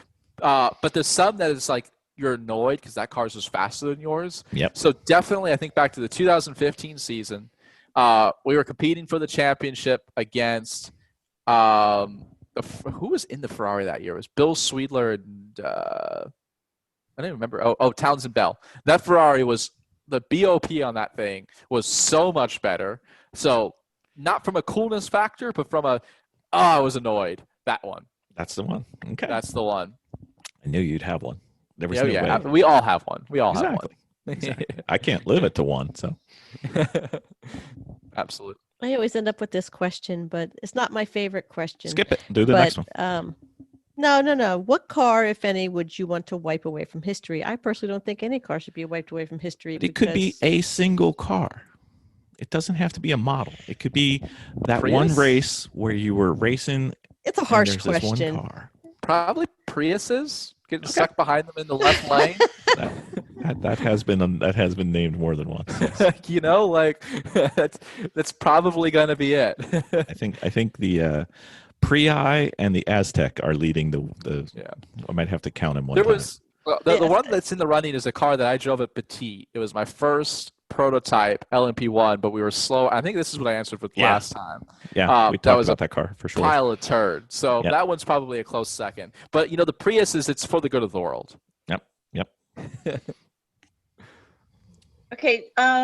Next question, and you did give a list. I just can't remember if you said it. What one was your favorite? But what is your favorite track so far, and why? Oh, for me, it's between two. It's Watkins Glen and it's Road Atlanta. Pure on opposite ends of the north and exactly. south. The East Coast wins in terms of cool racetracks of the West Coast. Like that's not even an argument anymore, right? So for me, Road Atlanta, if you look at just the driving aspect, Watkins Glen I think is better. I know there's obviously great history at Watkins Glen, right? But I just love Petit Le Mans. I love the event, so that kind of brings it up into that conversation. So for me, from those aspects, the whole thing, when you look at just driving, Barbara's got to be up there, right? Like just a driving lap, Barbara's awesome, but it's not a great racetrack. Like it doesn't have the history. It sucks to actually race on. So I would Watkins Glen and Road Atlanta. Okay. The harder question, I think, is next. Dion, what is your favorite turn so far and why? Ooh, favorite turn and why? Gosh, there's too many to think about. You can answer a different one every time you come on, so we'll save this one. Yeah, I guess like right now, I think the carousel on the Nordschleife is just such a unique thing. Like it's just so different and it's so damn cool. Double decker, essentially. Yep, exactly. Yep. Okay. If you could win one more race, what would it be? Any race. All races. All races. Which one has the biggest purse now? The Indy 500, right? I think so. I don't know what that one is. I don't know. If we did any race I competed in, another Daytona 24-hour for sure. But any race in the world, probably I was never the biggest Indy 500 fan. I'm not a big oval fan, but like that's a pretty damn cool race to win. And if we take purse away, what would it be? Maybe Monaco, Formula One. Ooh, that's a scary place, man. I wouldn't say scary because it's for me like the kink at Road America, turn 12 at Road Atlanta. Like those are I would consider scary. Like Monaco, the speeds are pretty low, but there's definitely no margin for error. No, that makes the Charlotte Roval seem friendly, Joe. All right. In your opinion, how much of racing is learned and how much is natural skill? 90. This is a really good question for you. 99, 98% learned. Really? I'm with you. Yeah, absolutely. Yeah. Bill, why don't you share some of our other answers we've had? So we've had everybody all over the place, and so it's been all over the place. I fall in line with Dion. I think you can learn and get to a really, really, really high level. Maybe the last little bit is that natural guy or girl, but I think anybody has almost the ability to race at whatever level they're willing to put in the time and effort to get to. Yeah, I mean, look, I think just because someone may not like there's a lot of nuance to this conversation. Like, can anyone, and you touched on this, can anyone learn how to drive a race car like Michael Schumacher? No. But that doesn't mean Michael Schumacher turned into Michael Schumacher without learning. Right. So he didn't just step into a car and be good. Senna just didn't step into a car and was good. Lewis Hamilton didn't just step into a car and was good. You can look at anyone. They've all put tons and tons and tons of hours learning and working on that craft. So for me, it's 90. I'd be willing to say 100% learn. I don't see why not. It's your ultimate limit. The last Changes. Little bit. Yeah, absolutely. Is somewhat natural, but you can get to, for anybody who's going to listen to us about racing, for anybody who that we know isn't going to be making their primary living from it, I think you can get to just about whatever level you want if you put in the time and effort. And if you learn the right way, you do things the right way. Absolutely. Exactly. Yeah. What are you currently working on now? The season has been sort of canceled. Are you getting work your way? Yeah. So, I mean, look, I don't professionally race anymore, right? I still technically have an IMSA license. So, hey, teams, if you want somebody, maybe you can tempt me to come drive with you guys still. But really, our focus is on building Racers360. There's a ton of content we're working on right now. We, just getting bigger name drivers. We had James Hinchcliffe join us. We're working on some other names to come in and do some stuff so we can continue to help amateur racers. And then also on our parent company, which is called Blaze. We've just launched into soccer. We're looking on replicating what we're doing on Racers360 for traditional sports, for volleyball, for tennis, for surfing, for all of that. So if there are any listeners out there, if you have a son or daughter, or even yourself, if you want to learn in traditional sports, we'd love to offer out free coaching sessions, get some feedback on what we're building there too. We're taking advantage of it. Okay. Bam. We got some really cool coaches in the works there too. I mean, we have the soccer side, we have NWSL, which is the Women's National League. One of the top goalkeepers in the world there. She's actually a 2-time Olympic gold medalist. She spent 10 years on the U.S. Women's National Team as one of our coaches. We've got MLS coaches, collegiate coaches. So we're super excited on the coaches we're able to get similar level to Racers360. And speaking Nice. From experience on the volleyball side, I worked with Adam Johnson on a practice on a Friday, learned his jump serve, not to his level, but just a little bit I did dynamite serve for the rest of my life. So just a little bit of coaching can be the key from going from, the average, recreational level to, pretty good. My jump serve sucks, so I need some help. Okay. Well, if you need to, I can't give you the haircut that he was sporting in the day in the 90s, but I can definitely help you with the jump serve. I just can't land, but that's okay. My knees have said that's enough. Yeah. I think if he jumps, anymore and he starts coming down, he's just going to keep going. It's going to be a puddle. Pretty much. Also, either that or parts of me will go flying in the air that shouldn't, but that's right. It happens. That's great. And that was actually a great segue into our finale. How does everybody keep in touch with you or follow you, contact you, if they really need any type of help with anything? Yeah. First off, email. Dion@Racers360.com. Like, I get emails all the time like, hey, I'm thinking about buying this car. What do you think? Or I'm struggling with this. What do you think? Or which series I should go race in for what I'm looking to do. So whatever you want, like, reach out to us, Dion@Racers360.com or team@Racers360.com. Make sure it's seen by one of our team members. That's the easiest way. Also, Twitter, DionVMR, Instagram, any of these platforms. I'm on all of them now. You can just type in someone's name and it'll pop up. So email is probably the best. I'll get back to you. I'm always available. We want to help people in this sport, regardless or not if you want coaching or ever consider us. If we can help you, we're here for you. Wonderful. And if he responds to my emails, he's going to respond to anybody's emails. So don't feel bad. You and your team are great, and you will be getting at least 2, if not 3 videos from our next event at the beginning of November. We can't wait to help you guys on the journey, and we're super excited to hopefully help you find some speed and also continue to be safer too. Absolutely. Nice. We like to send you our videos because it's pretty much a T-ball for you guys. You're like, oh, where can I start? You would think that, but I promise that's not the case.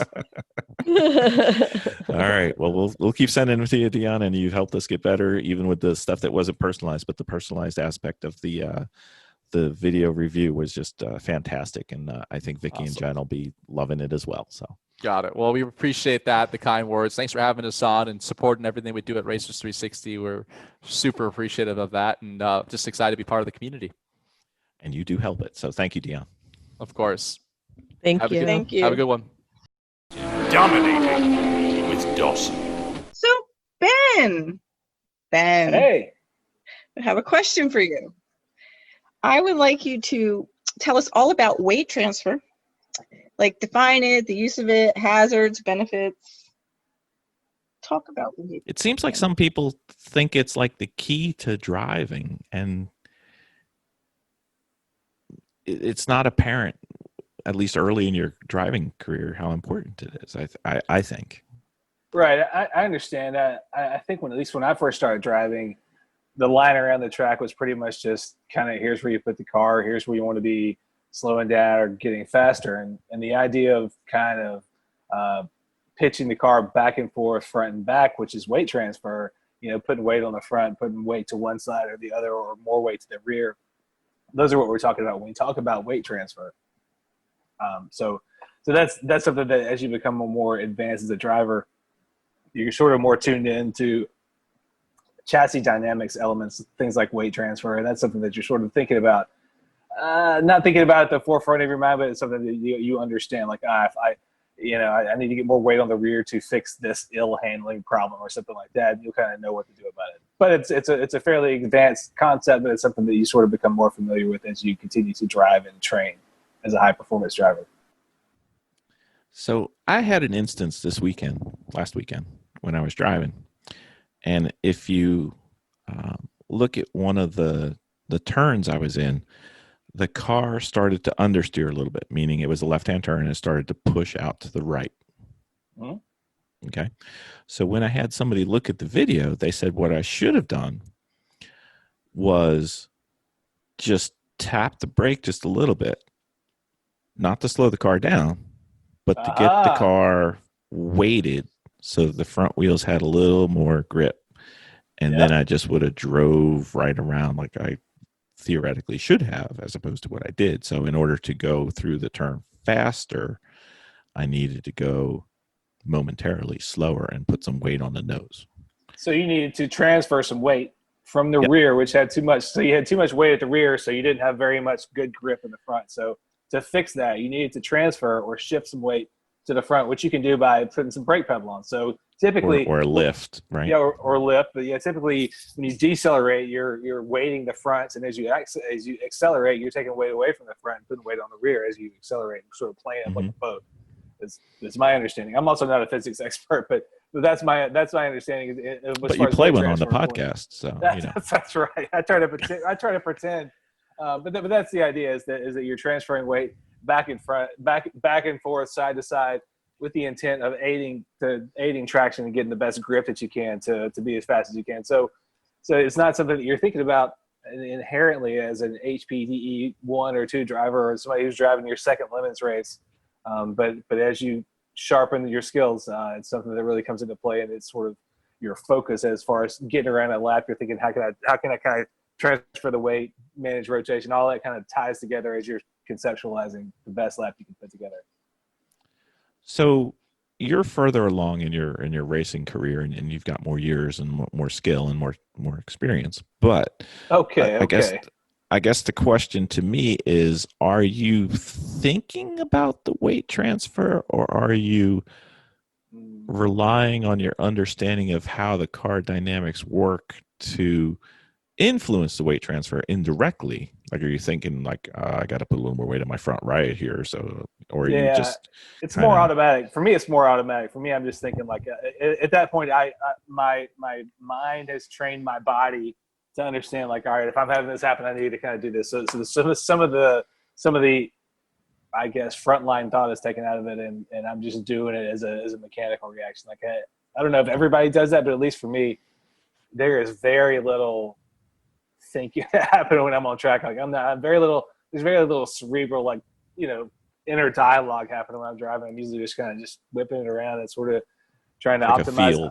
Yeah, it's a field thing, and I'm trying to optimize my speed, which definitely, weight transfer plays into it. Steering angle, when you timing your inputs, all that sort of thing plays into it. Hopefully teams up to give you your best lap you can. So, but at least as long as I've been doing it, I'm not thinking about like, okay, Ben, it's time to enter this brake zone, and let's start to apply some brakes and then ease off the brakes as we release the brakes. I'm not running a narrative in my head as I go along, but one of the things that I probably am thinking about, if I was going to say like I'm thinking about something right at the top of my mind, if something's not working, I would immediately be thinking, I needed to figure out how to manage this rotation and transfer this weight.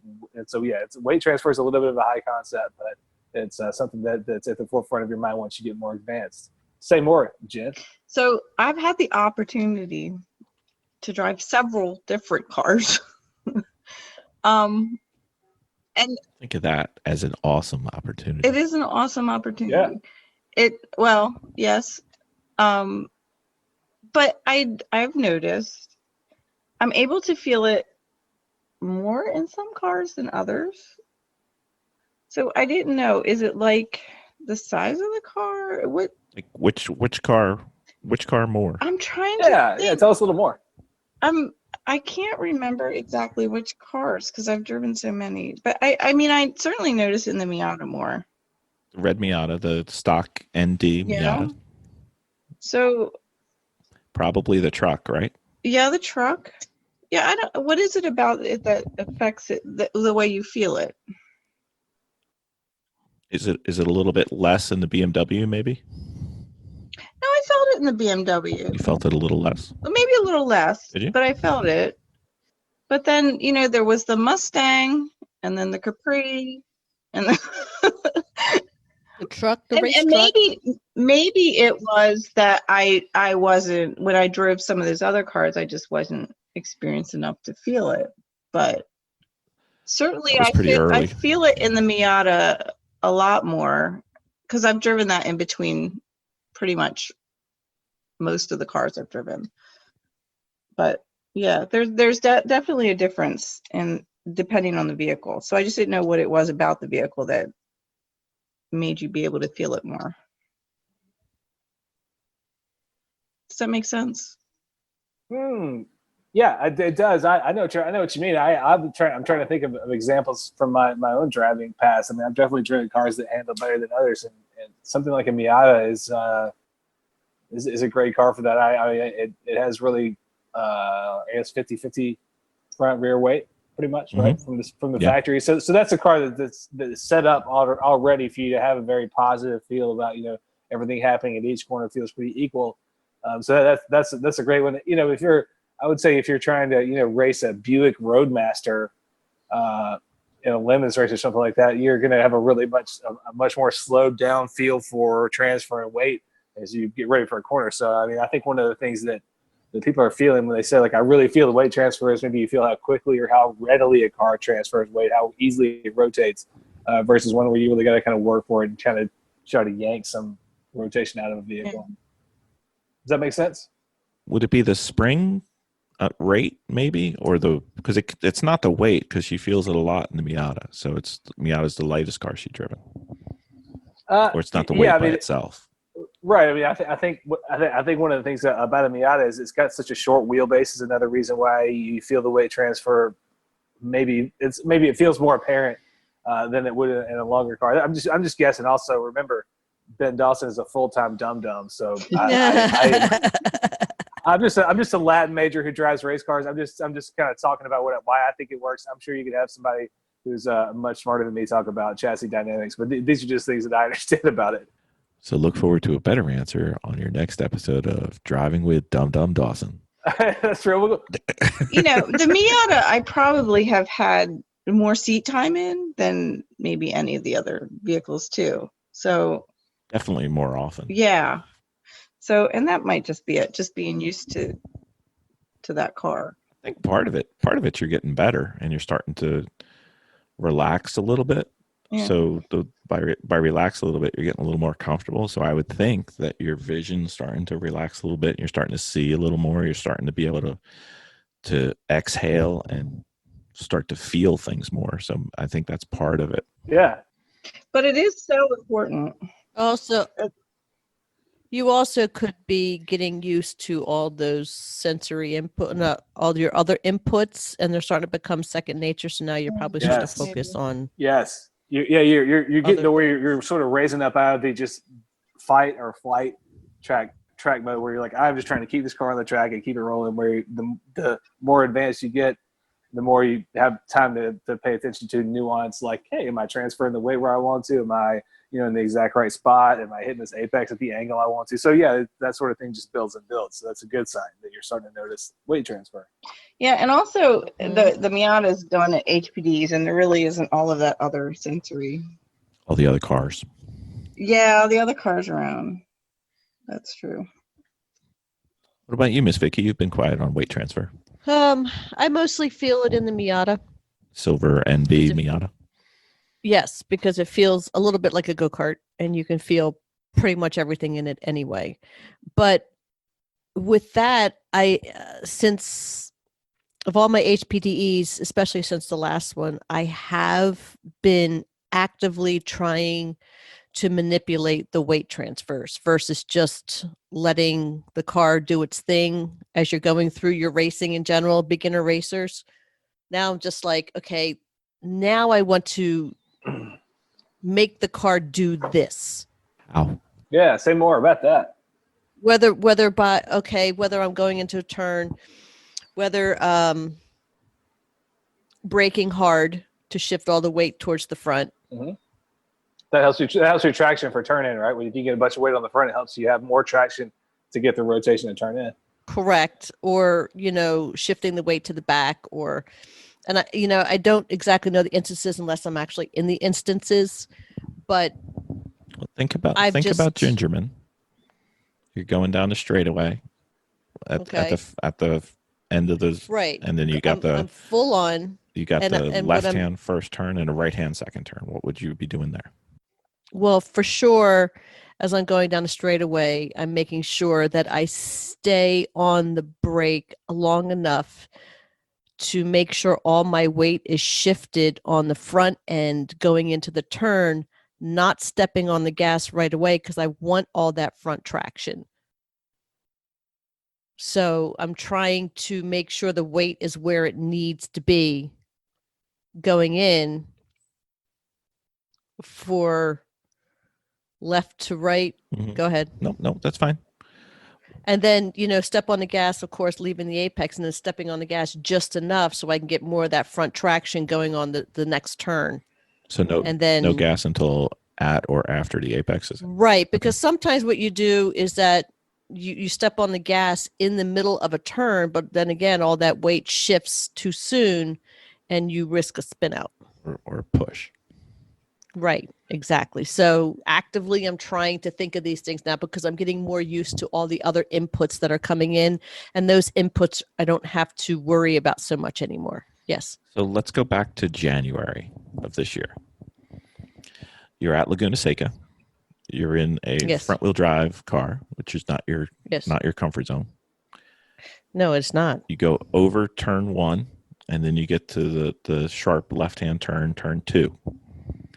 What do you think happened there when you lost it a couple times? Because you and that turn did not seem to get along very well. That's a tough turn for anybody. It is. Right. I'm just trying to see how she's doing, trying to figure it out. Yep. So with that one, I would definitely shift the weight further to the front as I should have. And then kind of follow it through, but I would focus more on the second apex than I would the first. Sure. But what about the back end? If you've got all the weight front, isn't that how you got yourself in trouble? Are you referring to me being in a front wheel drive? Because I've only driven a front wheel drive like twice, so I don't even want to go into the debating of a front wheel drive. No, if I was in a regular rear wheel drive vehicle, that's how I would approach it. But my training is not in a front wheel drive car. So getting used to that whole idea is not something I want to discuss at this moment. So I'm more comfortable. So do you think of, this is to Vicky and Jen, do you think of this weight transfer as you're driving or after? Primarily, like, is it something to think about afterwards on a turn you've been having trouble with, or is it something you think about actively while you're in the car? I do it actively while I'm in it. I do it. What I do is I actually focus on it before I go into it. That's cool. Knowing what I have to do to the car now is what I'm doing. Is I plan for it, and then I evaluate how well that went after I've driven it. You plan before the stint or before the turn? Before the turn. Okay. Before I'm going into that turn, I make a plan on what I want that car to do. Now I'm doing it. Okay. And now and then I actively work it when I'm in it. Mm-hmm. And then I evaluate after the fact on how well that went and see if I need to make any further changes. Okay. What about you, Miss Jen? Vicky's a little bit further along with that than I am. I think of the last HPDE, I had started to actually focus and pay attention on it. I can't say I did in every turn, but I'm becoming more aware of it. Right. So, yeah. Well, there's 19 turns at Pittsburgh, so, yeah, that's a lot of turns. A lot of turns. But yeah, I mean, it's certainly, it's something that they really focus on in HPD 1 anyway. They talk about it quite a lot. So it's just, and I know Vicky and I both have said, there's so much stimulus out there that, you're trying to pay attention to so many different things. And it's just one more thing. But like now that some of the other stuff is becoming pretty routine, I am starting to pay attention to it. And of course, Vicky is certainly better than I am. And a little further along, but you are, and she can focus on things a little bit more than me right now. But yeah, I mean, certainly I'm trying to. Okay, I'm not even sure I'm doing what Vicky's doing, so that's potentially good. I mean, well, the only reason why I say that is also because it's almost like, for me, it's awakening. It's like it's like a mini aha moment of an understanding that this, now I understand what I need to do. Now I just need to make it happen. And this only happened just recently from our last HPDE. That's really cool. Yeah.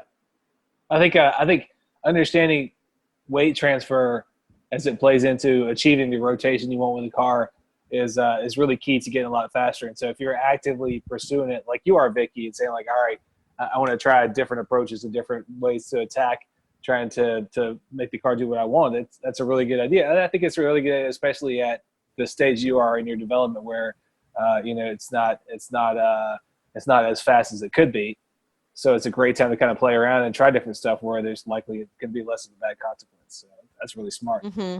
And it's a great time to just try different stuff. Try driving offline when you get a little more comfortable with when you get more comfortable with all the blocking and tackling of driving, the braking, turning, shifting. When that stuff starts to feel more comfortable, you do have more headspace for more analytical pursuits. Like, am I transferring the weight the way I want to get the result I want? So it sounds like you're at leaving some of the more novice sort of things and getting to more intermediate pursuits of trying to think like, all right, how can I make the car do what I want? And that involves transferring the weight. I need more weight on the rear. Do I need more weight on the front? If it's not doing what I want, what can I do? Can I try coming off the throttle a little bit? Does that help me if I come off the throttle? Does it help me if I just dab the brakes? You're at a sort of place where you can start to play around with different cause and effect sort of things.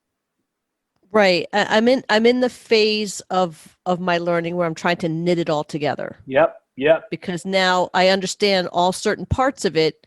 It's all making sense now. And again, like you said, the sensory inputs that I'm receiving are starting to become second nature. So now I can start trying to knit all this other stuff together. Yeah. The more you drive and the more you race, so much stuff becomes mechanical and leaves you time just to realize like, I am just out here to mess with people. That when you realize like, I'm just out here just totally messing with people and playing head games, you have arrived at a really fun zone in your racing career. Right. Yep. Yeah, I think I'm still kind of, thinking about it more as I'm in it or after the fact. So Vicky's kind of like, I'm going in thinking about it. I don't know that I'm there yet. So like, I'm aware of it. It's just not at the right time, maybe. No, I think it's great to be analytical after the fact if you can go back and apply that. I'm terrible at going back and thinking about anything that I've done, but if you're able to go back and think like, I think I could try this, especially if it's a DE setting where it's like, all right, second session of the day, I didn't like how it was doing here. So you've got a couple more shots at it, at least in that day, to say, all right, I'm going to try a different approach. Let's see what the result is. So it's smart to be analytical anytime you can apply it, whether it's going in or coming out, because there are plenty of people like me who are not good at that. And also, if you're think about this too. This is just something to sort of bring it back to newer racers who are listening. So Jen and Vicky are talking about a pretty advanced driving concept here, and they're into it in the early stages of HPDE training. There are a lot of racers who you're out there on track with in a Lemons race or any kind of amateur endurance race who just went straight to racing without doing HPDEs. And so you're already kind of way up on them as conceptually and probably practice-wise than a lot of people who are out there in the racing field who just went straight to racing. So, and that's still the case. I know this was more prevalent, 5-10 years ago, but there's still plenty of people and teams that go out there and just start racing before they've done much DE training. So you're already pretty advanced talking about weight transfer compared to some of your amateur endurance racing compadres. Why, thank you. Yep. Thanks, Ben. Who knew? Thanks, Ben, for the little confidence boost, the little fluff underneath my wings. I'm a fluffer. What can I say? Great fluffer. Edit that out. I don't think no. We're keeping that one. Yeah, all right. Ben likes spreadable marshmallow topping. That's what we're going with. Thanks, Ben.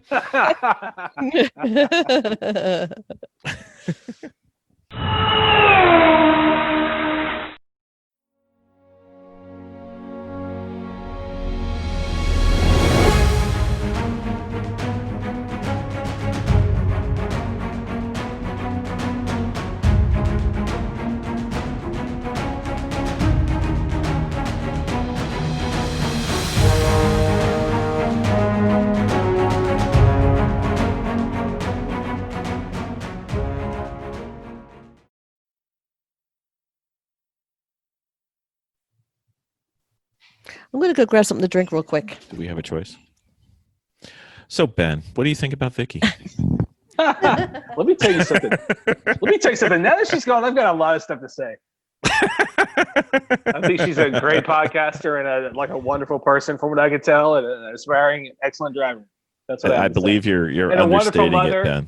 A wonderful mother, a great chef, a good organizer, somebody who's a mechanic who doesn't even know her own strength yet as far as a mechanic, who aspires to be even greater. Her inspiration to learn inspires me to watch her learn some more stuff. And she occasionally leaves piles around the house. I've heard she's has a pathology about building piles. Bill keeps bringing it up. Bill keeps talking about pile of this stuff here, pile of this stuff here. And all I can tell is she sounds like a wonderful human being. It's just pile here, pile here. I can't see past the piles to the wonderful human who I know is Vicky.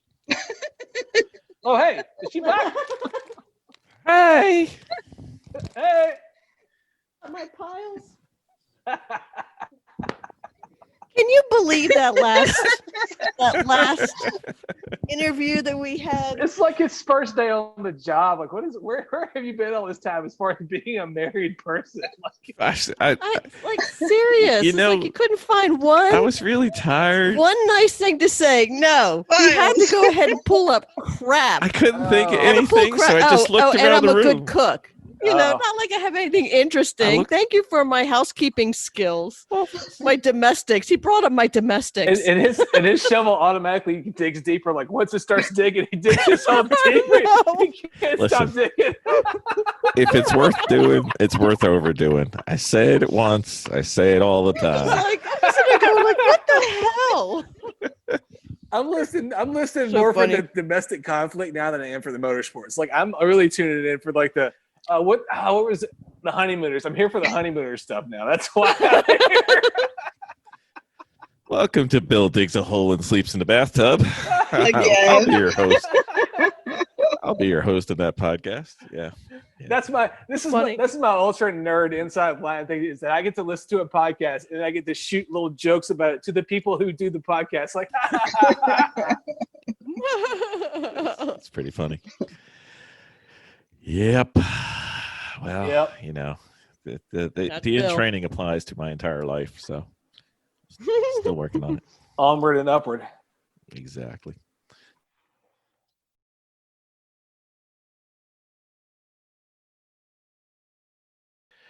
So, Dion, it feels like I just saw you a couple of days ago.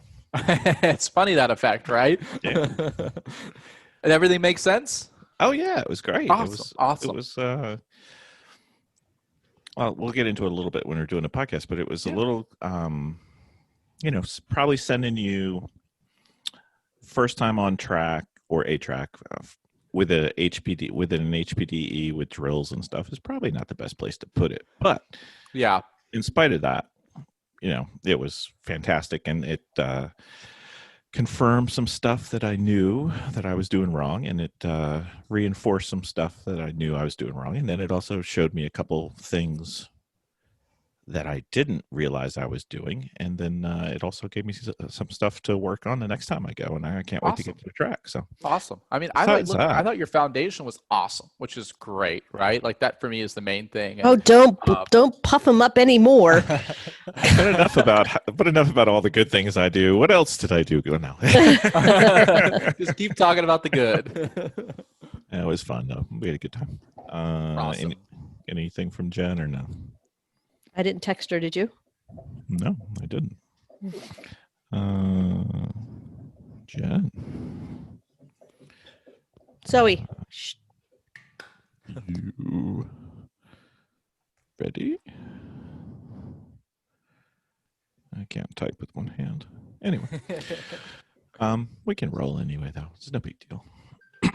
So, Dion, we kind of got some personal stuff we did all the time last time, so we're going to kind of just go into the coaching and why you would want to do it, and the cool. What I thought the value of, I mean, it's $100. I mean, for racing, in the grand scheme of things, yeah. Yeah, I mean, I've bought the wrong part for way more than $100. So Haven't we all? Yeah, I think so. And then we do have some new questions at the end, which we hope will be fun. I'm sure it will be. I'm looking forward to it. Cool.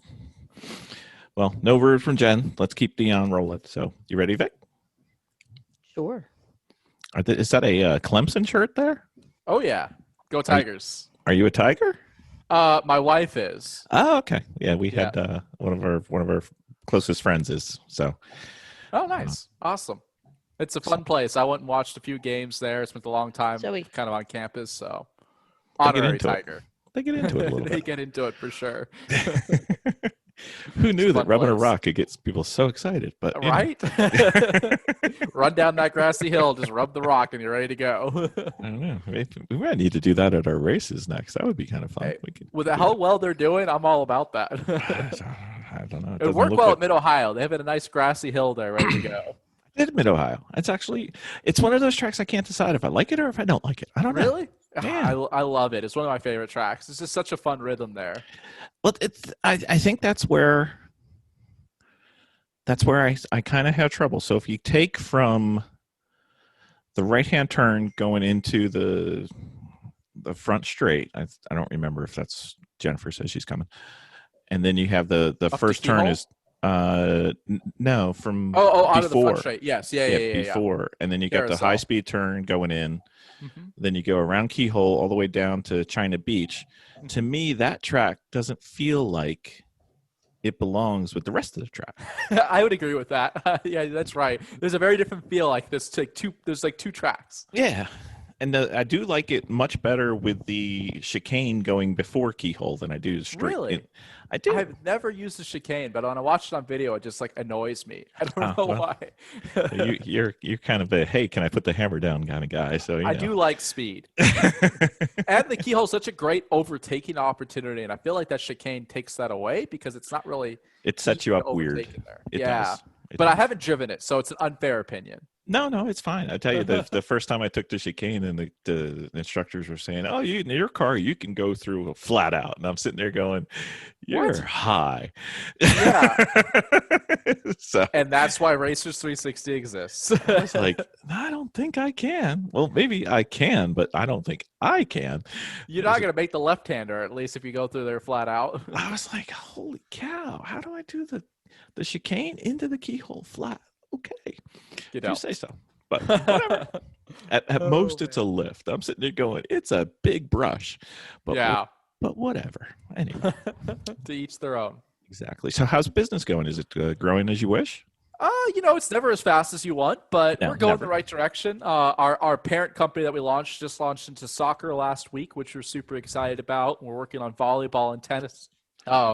So getting new markets online and global challenges there. I mean, it's hard to spread the word. There's a lot of skepticism. So volleyball. Are you a volleyball, or is this a addition to your skills?